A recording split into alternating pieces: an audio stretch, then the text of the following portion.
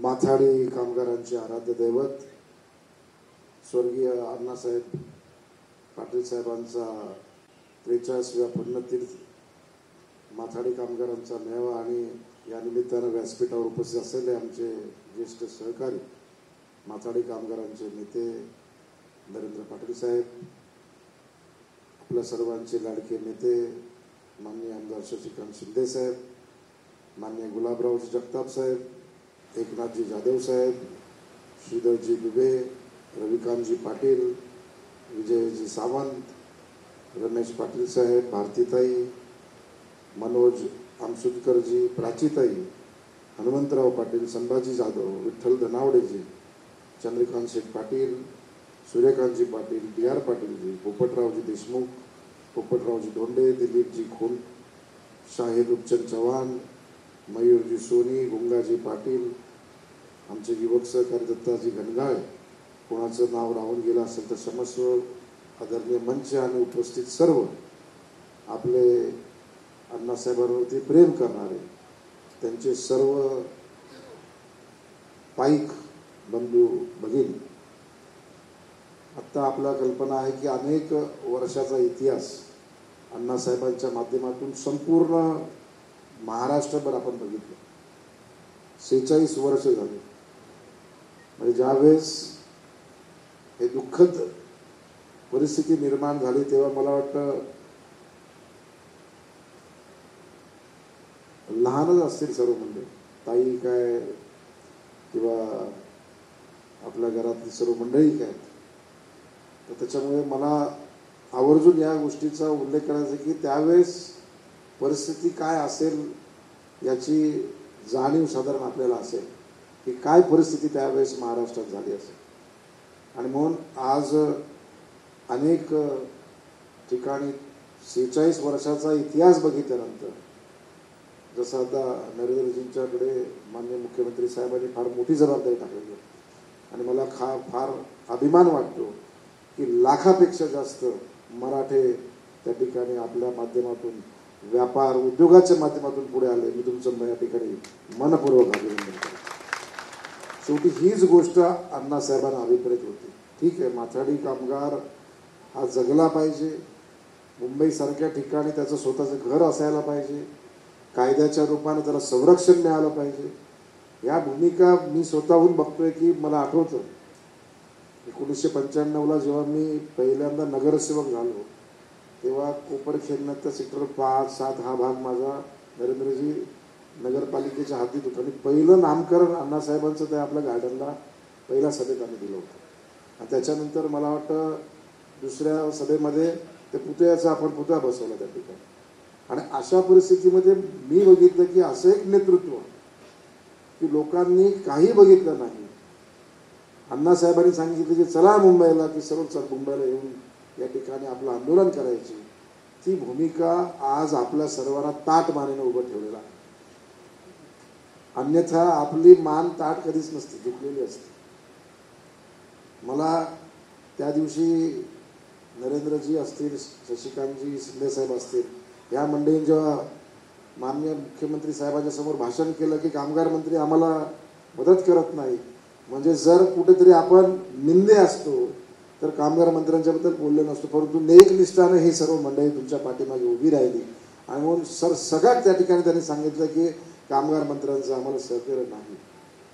आणि म्हणून मी आता शशिकांतजींना विचारलं की आताचे कामगार मंत्री हे नक्कीच सकारात्मक आहेत, कारण काही दिवसापूर्वी मी त्यांची भेट घेतली.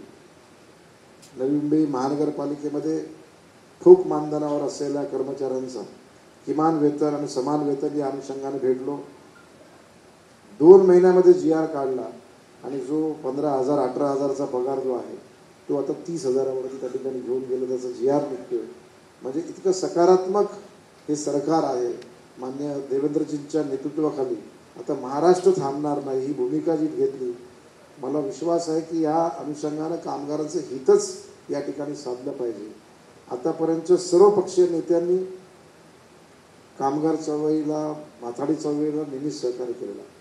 मग ते पवार साहेबांच्या पासून असेल किंवा आता देवेंद्रजींच्यापर्यंत असेल, प्रत्येक व्यक्तिमत्वांनी ज्या ज्या वेळेस जे काय आवश्यक आहे, जसं आता सांगितल्या पद्धतीनं शशिकांतजी किंवा नरेंद्रजी सभागृहात असल्यामुळे त्याचा निश्चितपणेच फायदा आपल्या चळवळीला झाला, की काही एखादी गोष्ट होणार असेल तर ती मांडता येते.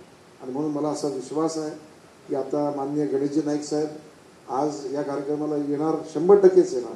परंतु पालघर येथे आज एक मोठा केंद्रीय आणि राज्याच्या माध्यमातून एक 6-7 त्या ठिकाणी आदिवासी आश्रम संस्थांचं उद्घाटन असल्यामुळे ते सुरुवातीपासूनच गेल्या महिन्याभरापासून तारीख ठरली होती. दादांनी मला आवर्जून सांगितलं की संजू आपल्याला जायचं आहे. शेवटी हे कुटुंब आहे, आपण सर्व आहोत, हे आपण कुटुंब आहोत. या शहरामध्ये आलेला प्रत्येक व्यक्तीचं आपल्या कुटुंबाशी नातं आहे, नाळ आहे. आणि म्हणून भविष्यामध्ये मग तो घरांचा प्रश्न असेल, भविष्यामध्ये कायद्याच्या संदर्भातली काही एखादी गोष्ट असेल, भविष्यामध्ये या मार्केटचं पुनर्निर्माण करण्याच्या संदर्भातला प्रश्न असेल, या प्रत्येक प्रश्नासाठी आम्ही सर्व आपल्या पाठीशी आहोत हे सांगण्यासाठी या ठिकाणी मी आवर्जून आलेलो आहे. दादांचा एक विचार आणि विषय आपल्या सर्वांच्या समोर मांडतोय. आणि म्हणून मी सर्वांना सांगतो की एक वेळ जेव्हा ही सर्व मंडळी आली होती आपल्याकडे, तेव्हा माथाडी कामगार म्हणून आली होती. आल्यानंतर याच्यातूनच समाजसेवक झाले, याच्यातूनच नगरसेवक झाले, याच्यातूनच आमदार झाले, मंत्री झाले. म्हणजे अण्णासाहेबांनी नुसतं तुम्हाला माथाडी ठेवलं नाही, तर माथाड्यातून एक नेतृत्व निर्माण करण्याचं काम हे अण्णासाहेबांच्या विचाराच्या माध्यमातून झालं.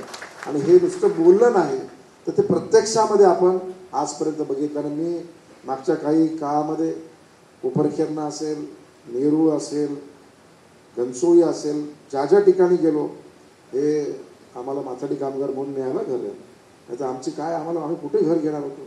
आम्हाला शक्यच नव्हतं की आम्ही या मुंबईसारख्या शहरामध्ये आम्हाला घर मिळणार. भले ते 350-400 फुटाचं असेल का, परंतु आमचं हक्काचं घर आहे. आणि आजही मी बघतोय, मला असं दिसतंय की काही लोकांची तिसरी पिढी इकडे आहे.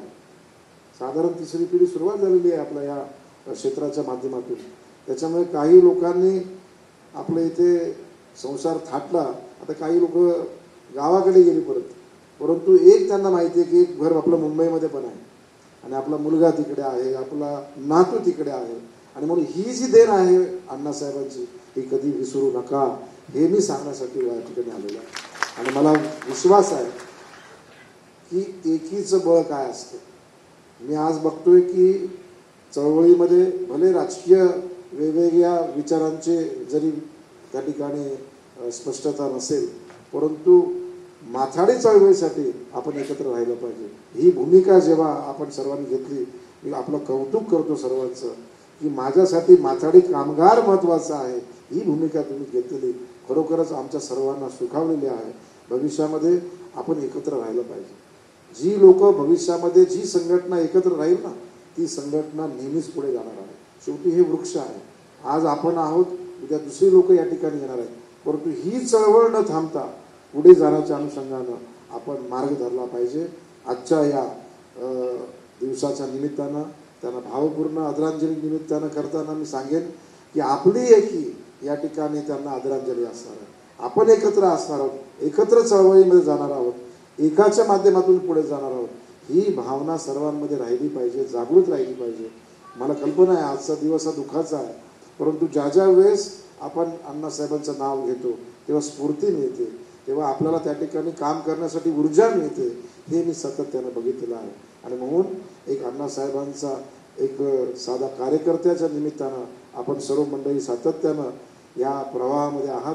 भविष्यामध्ये नरेंद्रजी असतील, शशिकांतजी असतील आणि त्यांच्या सर्व सहकाऱ्यांना मी दादांच्या वतीनं आश्वस्त करू इच्छितो की तुम्ही जेव्हा जेव्हा सांगणार तेव्हा गणेशजी नाईक साहेब आणि पूर्ण परिवार आपल्या पाठीमागे उभा राहील असा विश्वास व्यक्त करून पुन्हा अण्णासाहेबांना आदरांजली अर्पित करतो आणि इकडेच थांबतो. जय हिंद, जय महाराष्ट्र.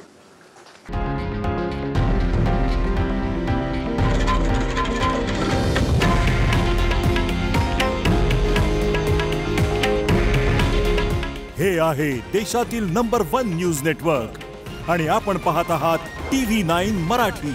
काळजी तुमची, हित महाराष्ट्राचं.